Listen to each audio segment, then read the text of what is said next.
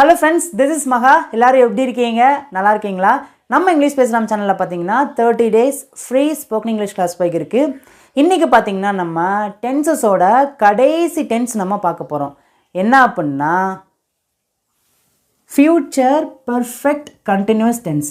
இந்த டென்ஸை நம்ம எந்த இடத்துல எப்படி பயன்படுத்தலாம்னு சொல்லிட்டு நான் உங்களுக்கு ரொம்ப சிம்பிளாக ஈஸியாக சொல்லிக் கொடுக்குறேன். இது வரைக்கும் இந்த டே 19 வரைக்கும் நான் சொல்லிக் கொடுத்த எல்லா வீடியோஸ்லையுமே நான் கடைசியாக கேட்கக்கூடிய அந்த கேள்விக்கு எல்லாருமே பர்ஃபெக்டாக கரெக்டாக ஆன்சர் பண்ணிக்கிங்க. Thank you so much. உங்களாலையும் பார்த்தீங்கன்னா இங்கிலீஷை நல்லா ஈஸியாக புரிஞ்சுக்கிட முடியும். அதுக்கு என்ன பண்ணணும்? டெய்லி நம்ம இங்கிலீஷ் பேசலாம் சேனலை வாட்ச் பண்ணணும், ப்ராக்டிஸ் பண்ணணும். ஓகே, இன்றைக்கி நம்ம பார்க்க போகிறது பார்த்திங்கன்னா ஃப்யூச்சர் பர்ஃபெக்ட் கண்டினியூஸ் டென்ஸ். இந்த டென்ஸை நம்ம எந்த இடத்துல பயன்படுத்துவோம் அப்படின்னா பாருங்களேன், நான் தமிழில் ஒரு எக்ஸாம்பிள் எழுதியிருக்கேன். அடுத்த வருடமானால் நான் இந்த கல்லூரியில் 3 வருடம் படித்து கொண்டே இருப்பேன். பாருங்களேன், தமிழில் பார்க்கும்போது இவ்வளோ பெரிய சென்டென்ஸ் இருக்குது. ஆனால் இதை இங்கிலீஷில் நம்மளால் ஈஸியாக பேச முடியுமா அப்படின்னா கண்டிப்பாக முடியும். அதுக்கு தான் நம்ம இந்த டென்ஸை நம்ம படிக்க போகிறோம். பாருங்களேன், நான் 2023 வருஷத்தில் ஒரு காலேஜில் படிக்க ஸ்டார்ட் பண்ணியிருக்கேன். ஓகேங்களா? இப்போ பார்த்திங்கன்னா 2024 ப்ரெசண்ட். இப்போ நான் 2வது வருஷம் படிக்கிறேன்.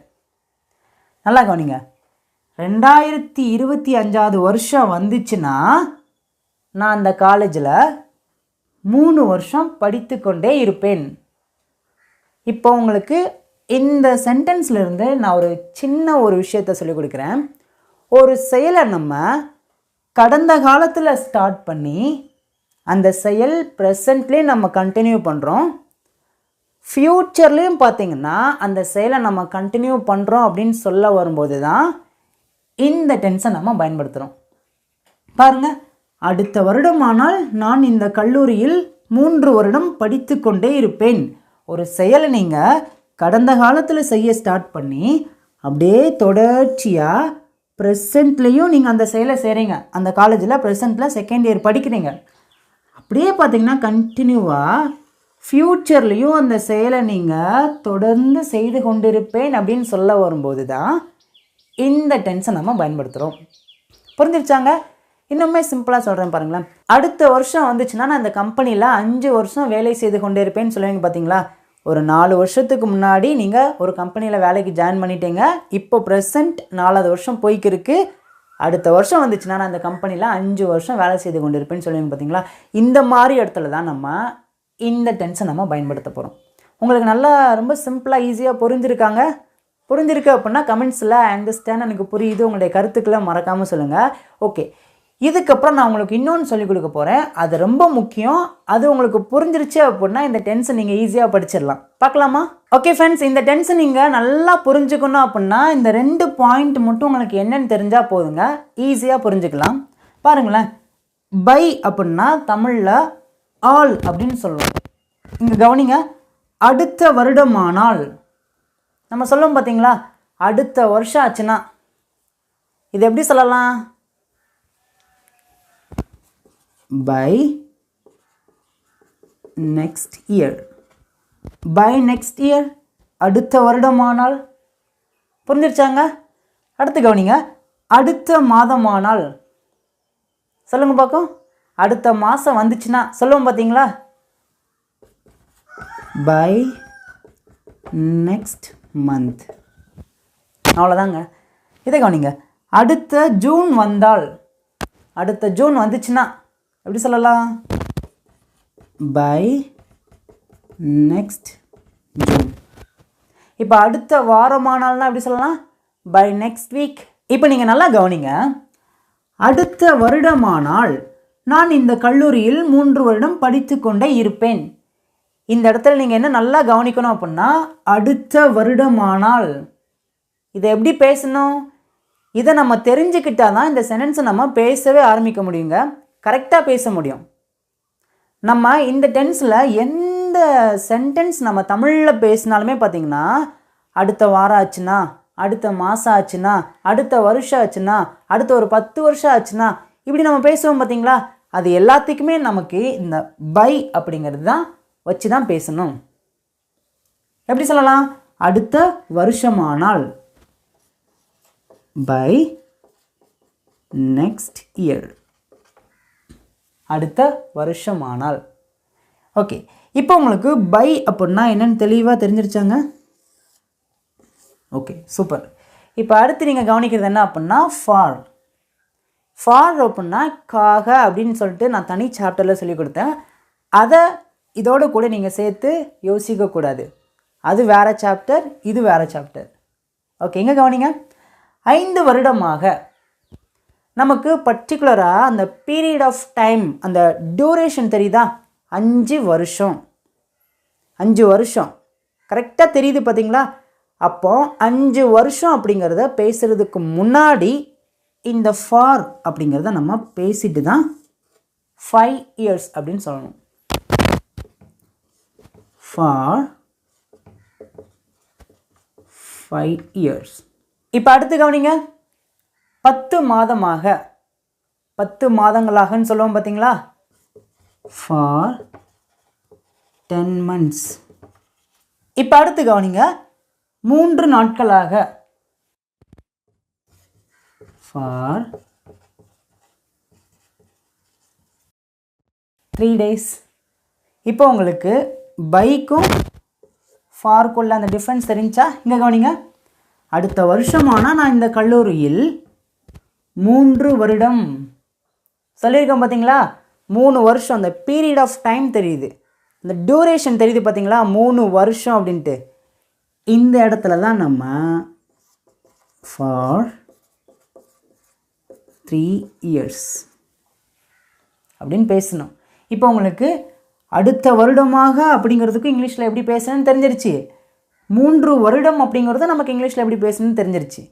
இதுக்கப்புறம் பார்த்தீங்கன்னா சப்ஜெக்ட் என்ன, வேர்ப் என்ன, இதெல்லாம் நம்ம ஈஸியாக தெரிஞ்சுக்கிட்டோம் அப்படின்னா இவ்வளோ பெரிய தமிழ் சென்டென்ஸாக நம்மளால் ரொம்ப சிம்பிளாக ஈஸியாக பேச முடியுங்க. ஓகே, இப்போ உங்களுக்கு பை, ஃபார் இந்த டென்ஸை எங்கே பயன்படுத்தணும், எப்படி பயன்படுத்தணும், எல்லாமே உங்களுக்கு ரொம்ப சிம்பிளாக ஈஸியாக புரிஞ்சிருச்சா? இப்போ நம்ம என்ன பண்ண போகிறோம் அப்படின்னா நிறைய சென்டென்சஸை நான் உங்களுக்கு சொல்லிக் கொடுக்க போகிறேன். இதுக்கு எல்லாத்துக்குமே பார்த்தீங்கன்னா நான் ஆன்சர் கண்டிப்பாக பண்ணுவேன். ஆனால் அதுக்கு முன்னாடி உங்களுக்கு ஆன்சர் தெரிஞ்சு அப்படின்னா யாருமே சும்மா இருக்காதீங்க. நீங்கள் கமெண்ட்ஸில் பார்த்தீங்கன்னா உங்களுடைய ஆன்சரை வரிசையாக டைப் பண்ணிட்டே வாங்க. இது எல்லாருமே கம்பல்சரியாக பண்ணணும்னு சொல்ல வரல. உங்களால் முடிஞ்சுன்னா நீங்கள் கண்டிப்பாக பண்ணலாம். ஆனால் நீங்கள் கண்டிப்பாக வாயை திறந்து பேசணும். நான் சொல்லிக் கொடுக்குற ஒவ்வொரு சென்டென்சஸையும் உங்களுக்கு புரியுதோ புரியலையோ அது ரெண்டாவது. ஆனால் நான் இங்கிலீஷில் பேசும்போது அதை பின்னாடியே என் கூட சேர்ந்து நீங்களும் பேசிகிட்டே வாங்க. நம்ம இங்கிலீஷ் பேசலாம் சேனல் உங்களுக்கு பிடிச்சிருக்கு அப்படின்னா வீடியோக்கு லைக் பண்ணிக்கோங்க. உங்கள் ஃப்ரெண்ட்ஸ் அண்ட் ஃபேமிலிக்கு நிறைய பேருக்கு ஷேர் பண்ணுங்கள். நம்ம சேனலில் நீங்கள் சப்ஸ்கிரைப் பண்ணல அப்படின்னா சப்ஸ்கிரைப் பண்ணிக்கோங்க.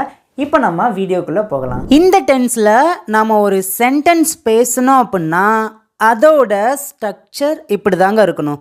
ஸ்ட்ரக்சர் அப்படின்னா எல்லாருக்குமே தெரியும், கட்டமைப்பு. ஃபர்ஸ்ட் நம்ம சப்ஜெக்டை பேசணும்.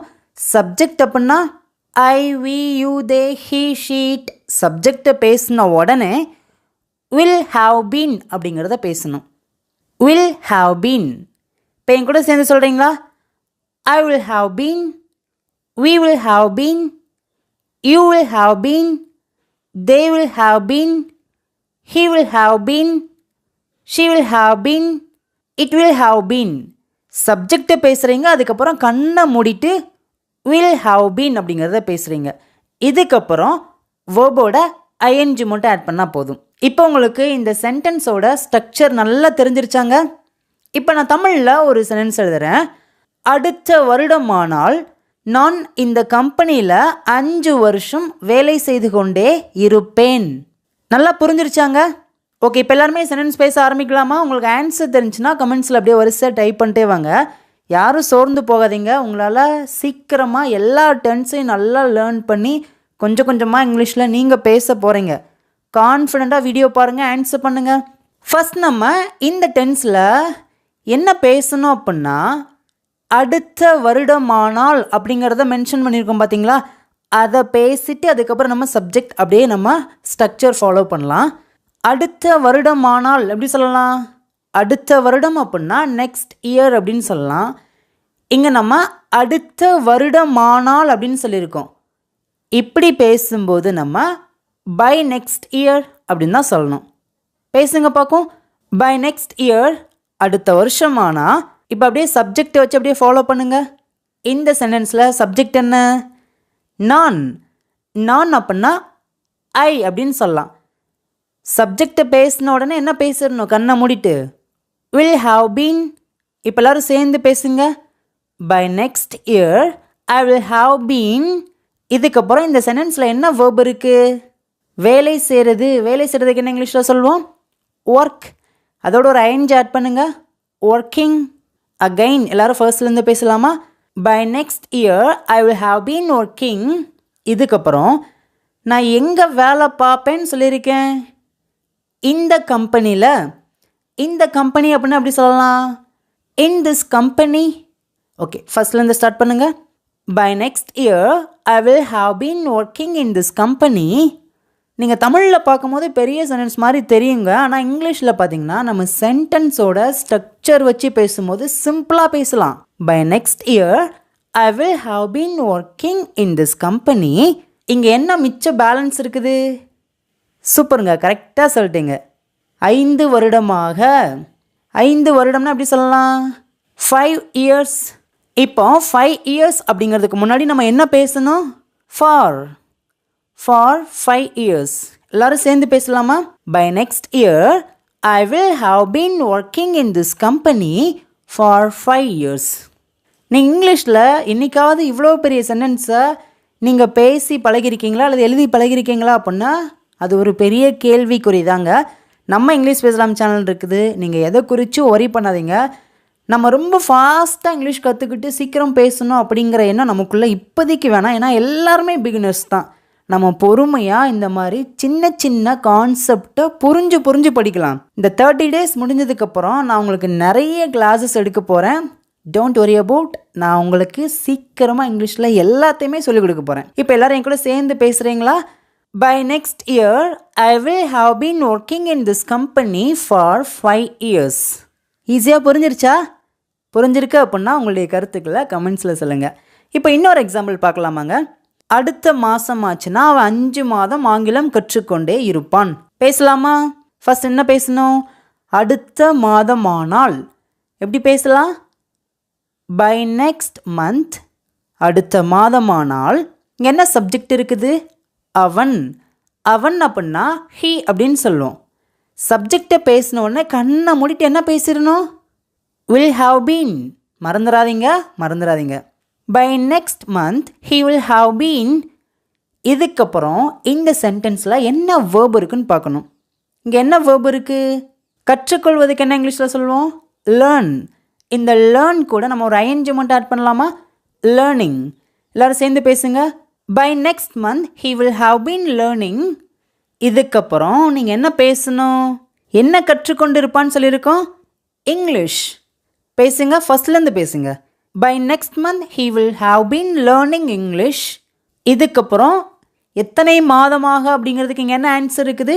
5 மாதமாக. 5 மாதமாகனா எப்படி சொல்லலாம்? For 5 months. எல்லோரும் சேர்ந்து பேசலாமா? By next month he will have been learning English for 5 months. அடுத்த மாதம் ஆச்சுன்னா அவன் 5 மாதம் ஆங்கிலம் கற்றுக்கொண்டே இருப்பான். இந்த மாதிரி சிம்பிளாக இங்கிலீஷை நம்ம கற்றுக்கிட்டோம் அப்படின்னா பெரிய பெரிய சென்டென்ஸ்லாம் பார்த்திங்கன்னா ரொம்ப ஈஸியாக நம்மளால் பேச முடியுங்க. இன்னொரு எக்ஸாம்பிள் பார்க்கலாமாங்க. ஜூலை மாதம் வந்தால் நாங்கள் இந்த வீட்டில் 3 வருடம் வாழ்ந்து கொண்டே இருப்போம்.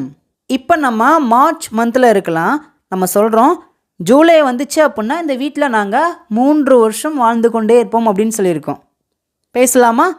By July month. ஜூலை மாதம் ஆச்சுன்னா இங்கே என்ன சப்ஜெக்ட் இருக்குது? நாங்கள் அப்படின்னா வி அப்படின்னு சொல்லுவோம். சப்ஜெக்டை பேசினோடனே கண்ணை மூடிட்டு என்ன பேசணும்? Will have been. சேர்ந்து பேசுங்க. By July month we will have been. இங்கே என்ன வேர்ப் இருக்குது? வாழ்கிறதுக்கு என்ன இங்கிலீஷில்? லிவ். இந்த லிவ் அப்படிங்கிற வேர்பை நம்ம பேசும்போது ஈயை எடுத்துட்டு ஐஎன்ஜி பேசணும். லிவிங்.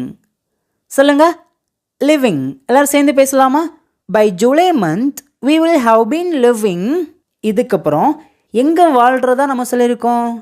இந்த வீட்டில் அப்படின்னா அப்படி சொல்லலாம்? In this house. எல்லோரும் சேர்ந்து ஃபர்ஸ்ட்லேருந்து பேசலாம். By July month we will have been living in this house.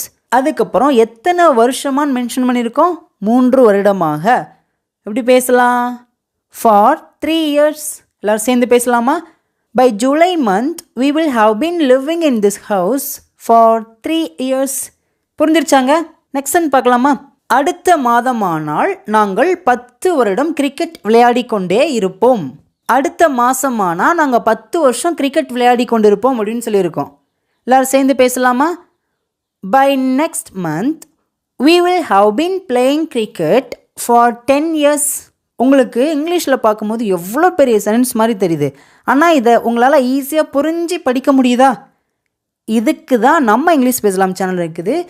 நீங்கள் எல்லா வீடியோஸையும் மறக்காமல் ஸ்கிப் பண்ணாமல் கவனமாக கவனிச்சிங்கன்னா உங்களுக்கு ரொம்ப சிம்பிள் வேல நான் உங்களுக்கு சொல்லிக் கொடுக்குறது ஈஸியாக புரியுங்க.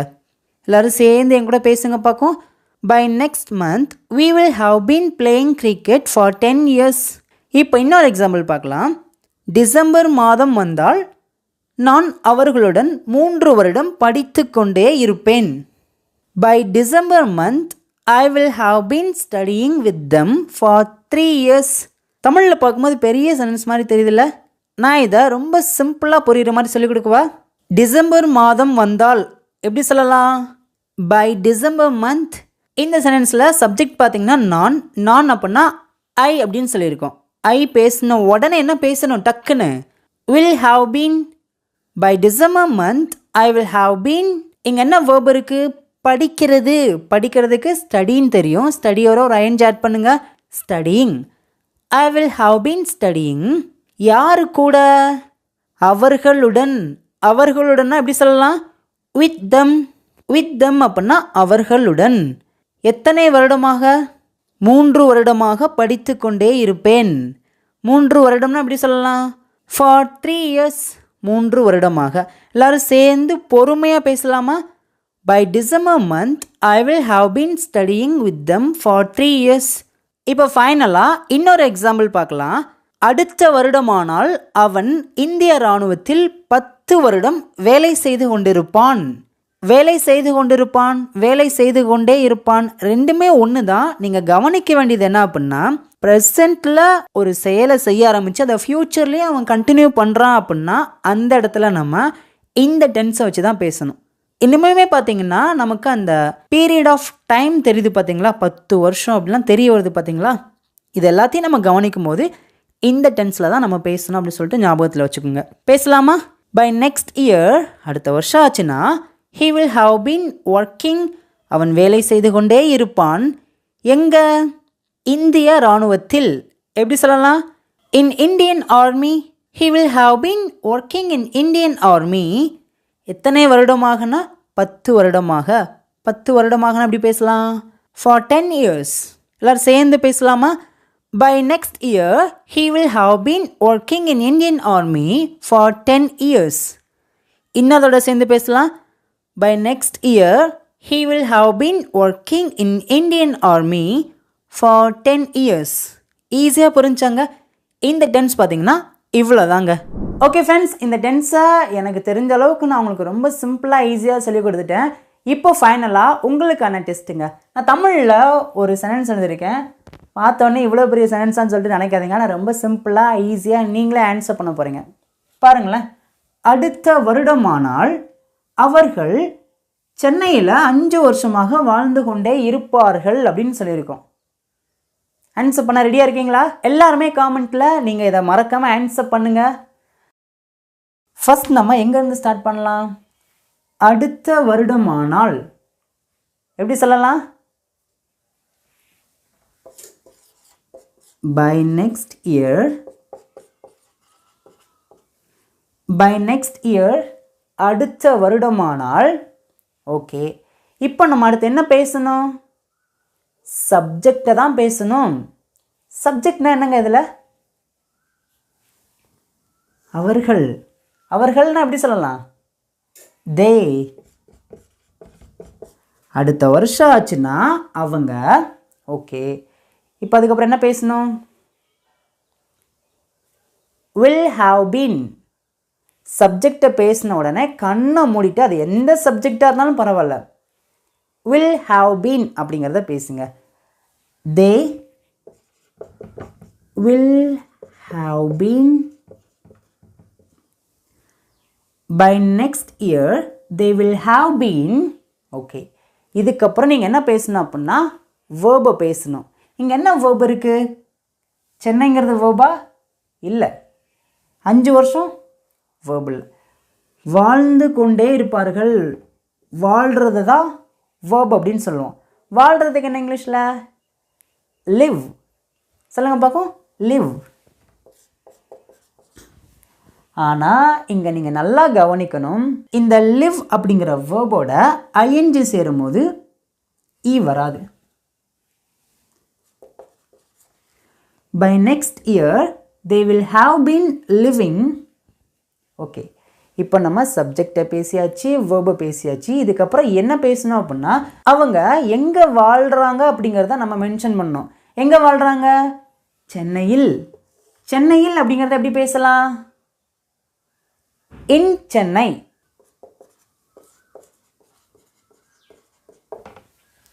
ஓகே, பேசுங்க.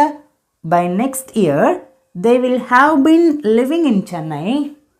இதுக்கப்புறம் கடைசி என்ன பேசணும் அப்படின்னா அவங்க எத்தனை வருஷமாக சென்னையில் வாழ்ந்து கொண்டே இருப்பாங்கன்னு சொல்லியிருக்கோன்னா 5 வருடமாக. எப்பயுமே நம்ம இயரையோ மந்த்தையோ டேஸையோ வீக்கையோ நம்ம மென்ஷன் பண்ணும்போது பார்த்திங்கன்னா கடைசியாக மென்ஷன் பண்ணலாம். ஆனால் இந்த ஒரு டென்ஸ்க்கு மட்டும் பார்த்திங்கன்னா அடுத்த வருடமானால் அப்படிங்கிறதுக்கு நம்ம பை நெக்ஸ்ட் இயர் அப்படிங்கிறத நம்ம ஸ்டார்டிங்லேயே போடலாம். ஓகேங்களா? ஓகே, இப்போ எத்தனை வருஷமாக சென்னையில் வாழ்ந்து கொண்டே இருப்பாங்கன்னா 5 வருஷமாக. 5 வருடம்னா எப்படி சொல்லலாம்? 5 இயர்ஸ். 5 வருடங்களாக. ஆனால் இதுக்கு முன்னாடி நம்ம என்ன பயன்படுத்தணும்? சூப்பருங்க, ஃபார். பேசலாமா? For 5 years. எல்லாரும் சேர்ந்து பேசுங்க. நல்லா புரிஞ்சு கற்றுக்கோங்க. எல்லாருமே நல்லா புரிஞ்சு பேசுங்க. ஓகேங்களா? By next year they will have been living in Chennai for 5 years. ஈஸியாக இருக்குதாங்க? இப்போ ஃபைனலாக உங்களுக்கான ஹோம்ஒர்க்குங்க.